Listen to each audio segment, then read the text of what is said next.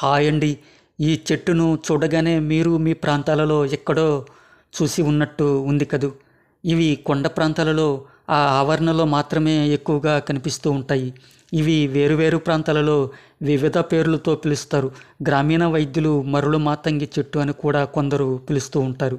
నేను ఈ చెట్టు గురించి గిరిజన వారు సలహా మేరకు లాస్ట్ టైం వీడియోలో మరుగుమందులో ఈ చెట్టు బెరడు మరియు కాయలను ఎలా ఉపయోగిస్తారని చెప్పాను.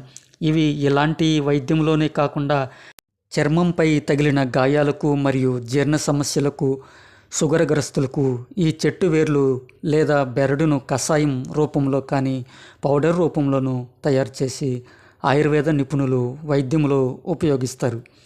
అలాగే ఎండిన కాయలను చూర్ణంలా చేసి ఆ మిశ్రమాన్ని జీర్ణ సమస్యలకు ఉపయోగిస్తున్నారు. ఇలాంటి పద్ధతిలో ఎక్కువగా పల్లెలో రైతులను, గిరిజనులు మరియు నిత్యం అడవి జీవనం వెళ్ళేవారు ఈ చెట్టు గురించి బాగా తెలిసిన వారు ఉపయోగిస్తారు. తెలుగులో ఈ చెట్టును బంకతడ, నులితడ, వలంబెరి చెట్టు అని కూడా తెలుగులో పిలుస్తారు.